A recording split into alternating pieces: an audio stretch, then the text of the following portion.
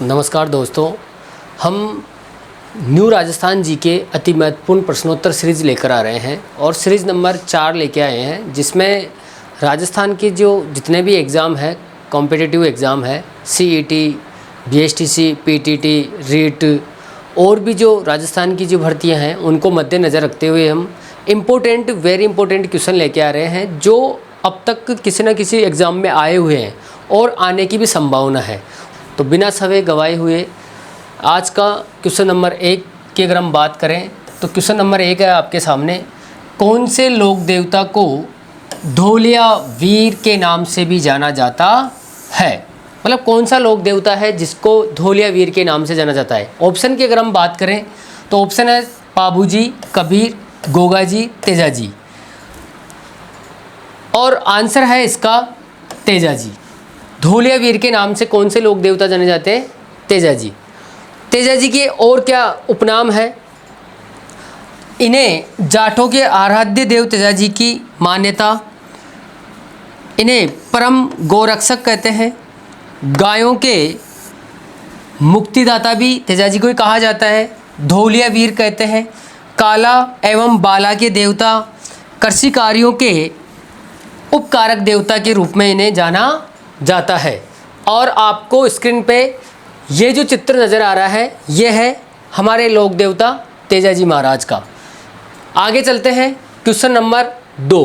Question number 2 की अगर हम बात करें तो मंदिर श्री वीर तेजाजी जो जोधपुर राज्य के महाराजा क्या नाम है अभय सिंह द्वारा बनवाया गया था, राजस्थान के निम्नलिखित में से किस जिले में स्थित है? जोधपुर शासक है महाराजा अभय सिंह, उन्होंने मंदिर बनवाया था जो वो राजस्थान के कौन से ज़िले में स्थित है? ऑप्शन है प्रतापगढ़, नागौर, जालोर, पाली। और इसका आंसर है क्या है? इसका आंसर नागौर। आंसर क्या है इसका? नागौर। सुरसरा में इनका मंदिर था जिसकी मूर्ति को महाराजा अभय सिंह के काल में परबतसर का हाकिम परबतसर ले गया। तब से परबतसर जो भी वर्तमान में कहाँ है, डीडवाना कुचामन जो नया जिला बना है, तेजाजी का प्रमुख पूजा स्थल हो गया है। मतलब इनका जो पहले तो ये मंदिर था सुरसरा में जो कहाँ पड़ता है, अजमेर में, लेकिन ये महाराजा अभय सिंह के काल में कौन, परबतसर का हाकिम कहाँ ले गए इनके मंदिर को, परबतसर। आगे हम बात करें तो ये है मंदिर, ये स्क्रीन पे आपको नज़र जो आ रहा है ये तेजाजी महाराज का मंदिर है और ये तेजाजी महाराज की फ़ोटो है। घोड़ी है, घोड़ी का नाम है लीलड़।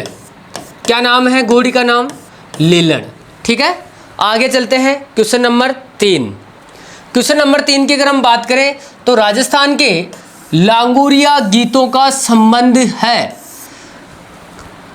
शीला देवी से, करणी माता, बाण माता, केला देवी। बताइए, देखा आप बताओ, इसका कमेंट्स बॉक्स में इसका आंसर दो। और इसके अगर आंसर की अगर हम बात करें तो कौन सा है आंसर? केला देवी। केला देवी के मंदिर के सामने प्रांगण में हनुमान जी, गणेश जी, भैरव जी की मूर्तियां हैं जिन्हें प्राकृत ब्रज भाषा में लांगुरिया कहते हैं। ये जो मूर्तियां हैं इनको प्राकृत भाषा में क्या कहते हैं? लांगुरिया कहते हैं।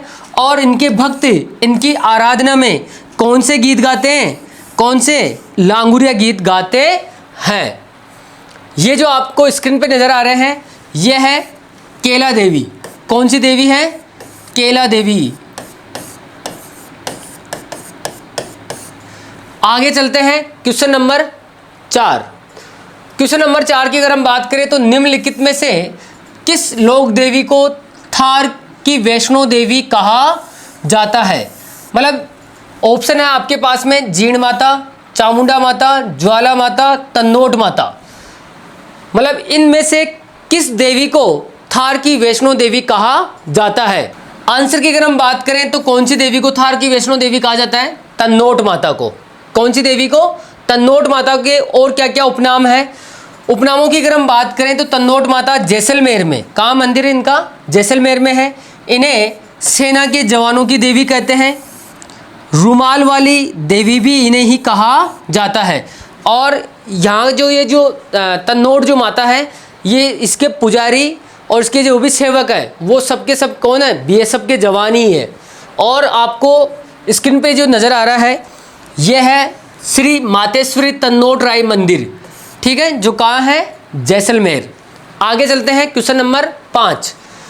आदिवासियों का कुंभ किस मेले को कहा जाता है? ऑप्शन है बाणगंगा का मेला, सुरसरा का मेला, पुष्कर का मेला, बेनेश्वर का मेला। और इसका आंसर है, क्या है इसका आंसर? आंसर है इसका बेनेश्वर का मेला, जो ये कहाँ पड़ता है? नवाटापुरा, डूंगरपुर।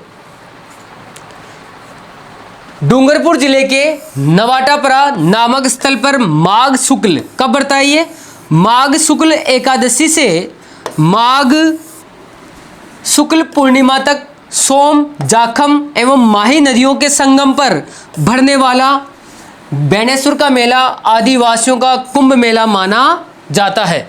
मतलब ये 3 नदियों के संगम पर भरता है, जो कौन कौन सी है? सोम, माही और जाखम।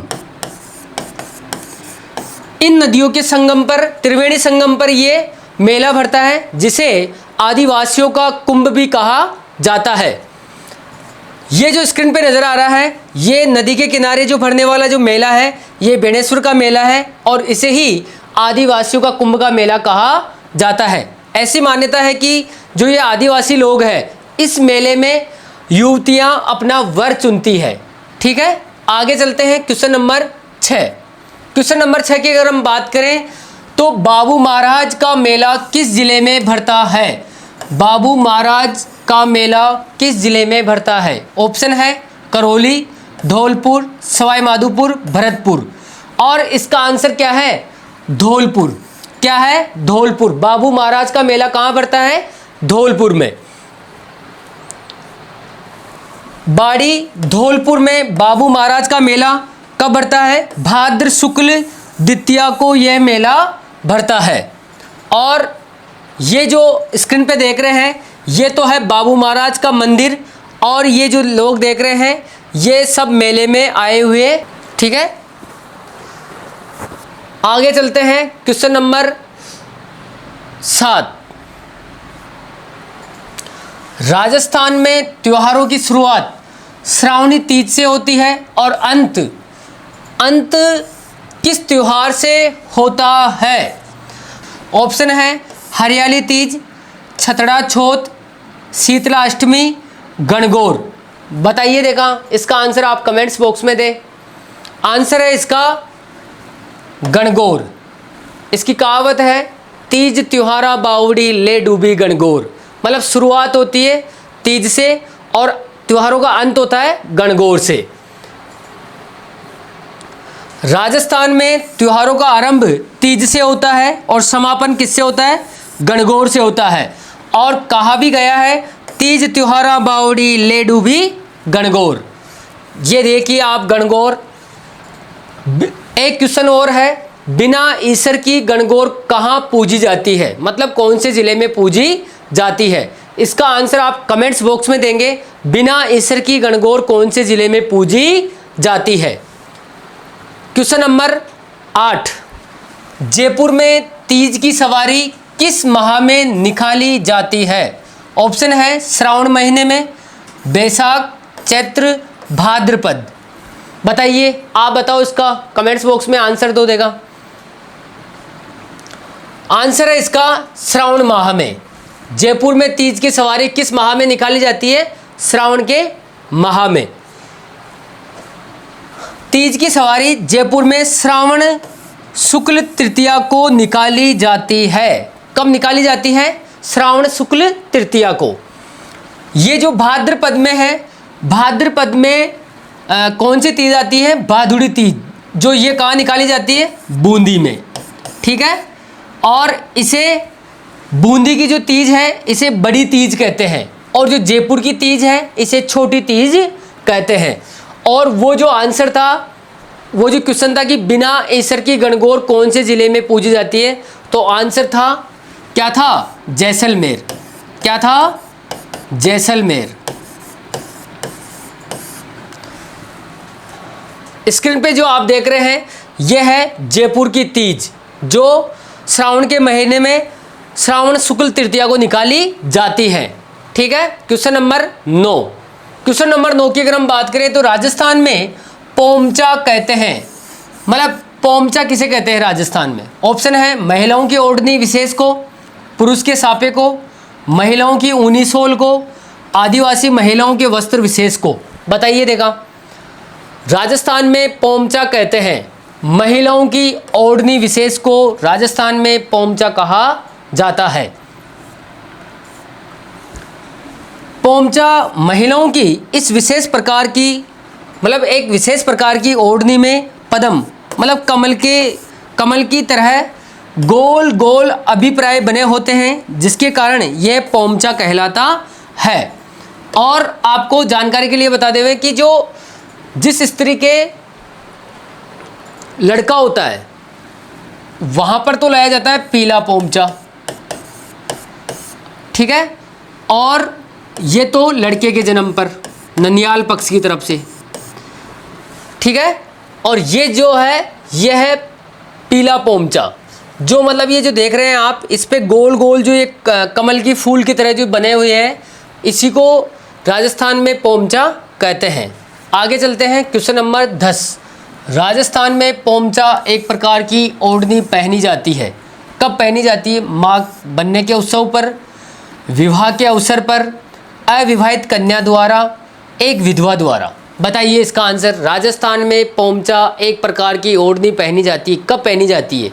और इसका आंसर है माँ बनने के उत्सव पर, ठीक है।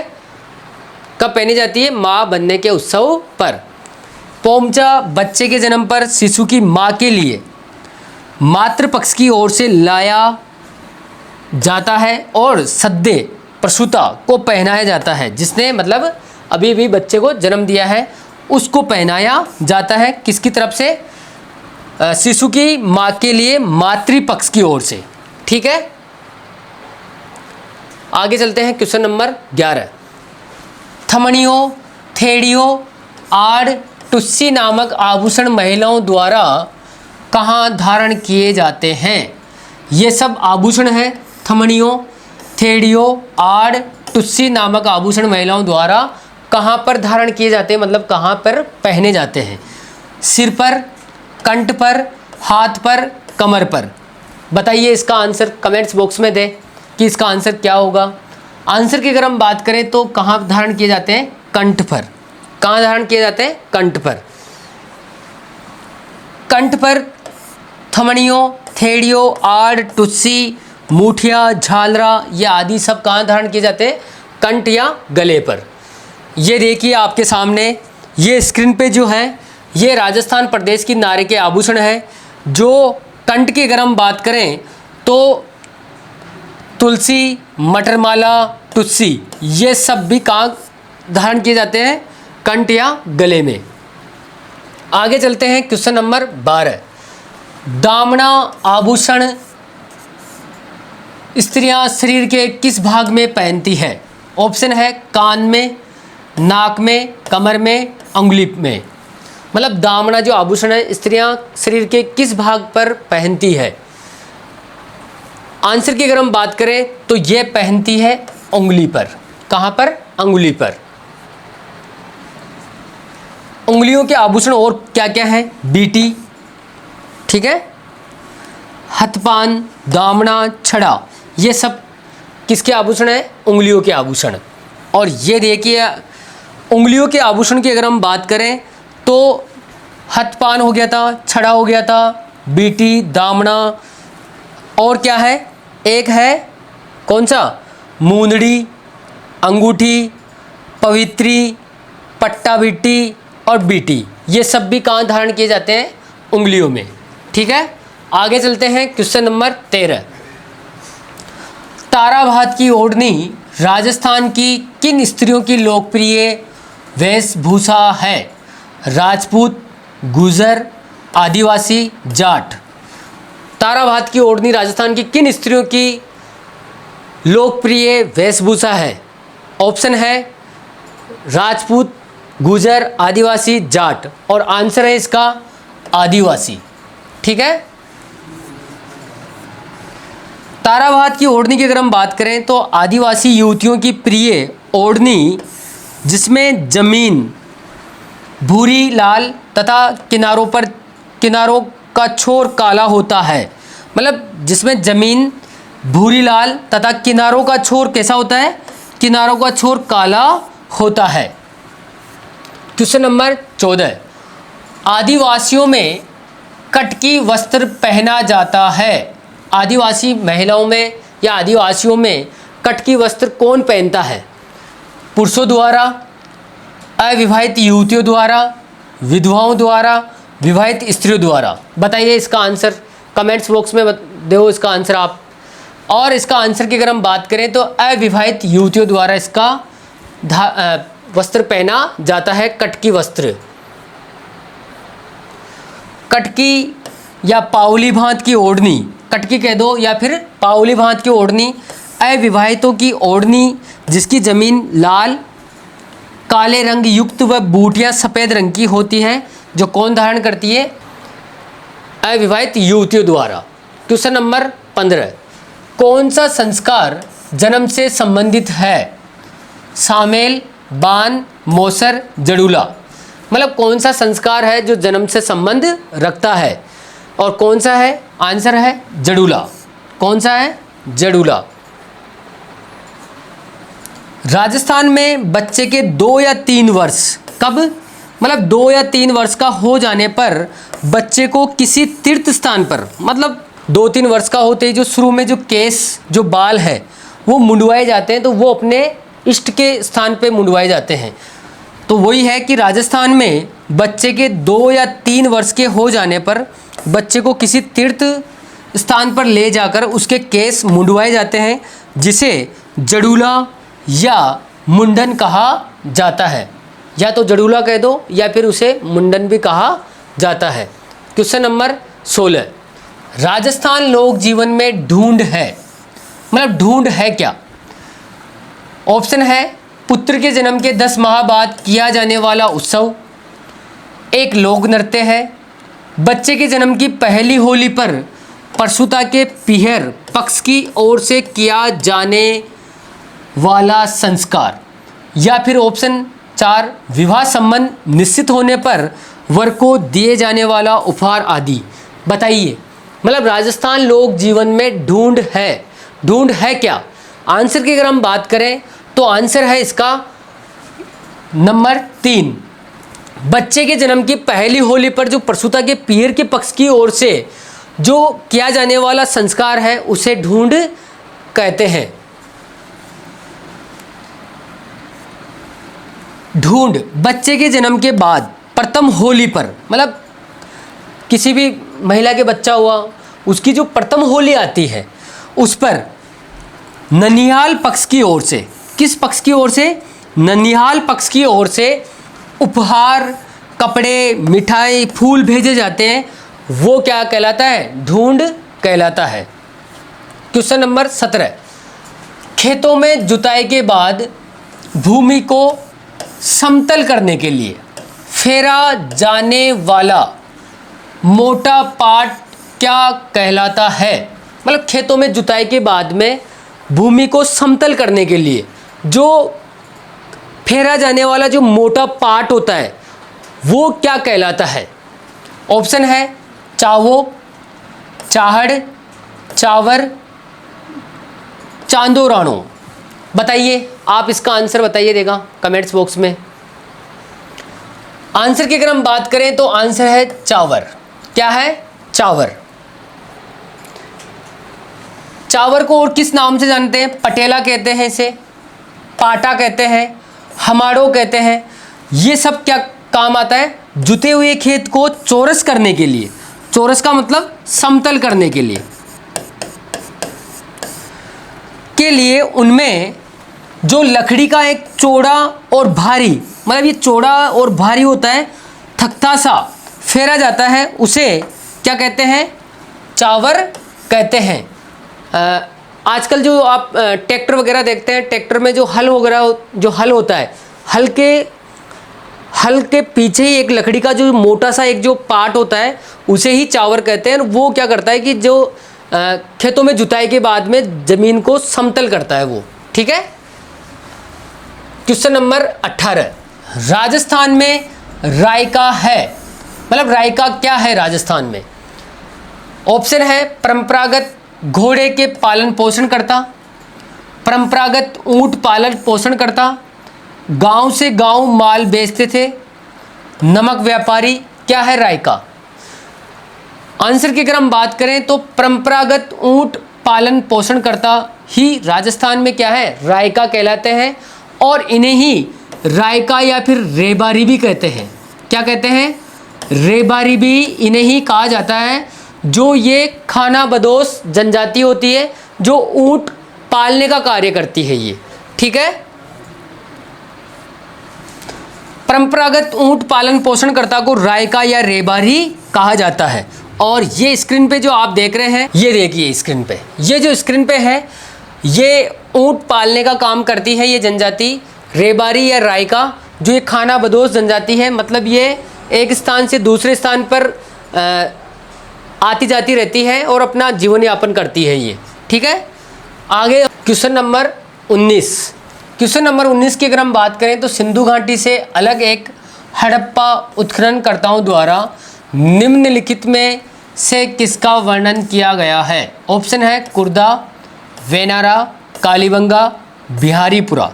और इसका आंसर है कालीबंगा। क्या है इसका आंसर? कालीबंगा। कालीबंगा में सरस्वती या दृश्यवती नदियों की घाटियों में एक हड़प्पा कालीन विकसित सभ्यता के अवशेष प्राप्त हुए हैं। इन नदियों का वर्तमान स्वरूप क्या है? घग्गर नदी है। Question number 20। क्वेश्चन नंबर अगर हम 20 की बात करें तो नीमच से जान बचाकर भागे अंग्रेज अधिकारियों व उनके परिवारजनों को किस महाराजा ने अपने यहाँ शरण दी थी? मतलब नीमच से जान बचाकर भागे अंग्रेज अधिकारियों व उनके परिवार को किस महाराजा ने अपने यहाँ शरण दी थी? ऑप्शन है मेवाड़ महाराणा स्वरूप सिंह, कोटा के शासक राम सिंह, जयपुर नरेश। इनमें से कोई नहीं। इसका आंसर आप कमेंट्स बॉक्स में देंगे। और आंसर है इसका मेवाड़ महाराणा स्वरूप सिंह। 29 मई 1857 को महाराणा ने 4 सरदारों सहित कहाँ ठहराया था इनको? जग मंदिर में इनको ठहराया था। और किसने ठहराया था? मेवाड़ महाराणा स्वरूप सिंह ने। ये जो आप चित्र देख रहे हैं ये हमारे मेवाड़ के महाराणा स्वरूप सिंह का ही चित्र है और ये वही विद्वान है। थैंक यू दोस्तों। उम्मीद करता हूँ कि क्लास ज़रूर आपको पसंद आई होगी।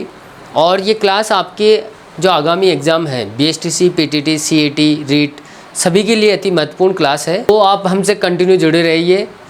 जय हिंद, जय भारत।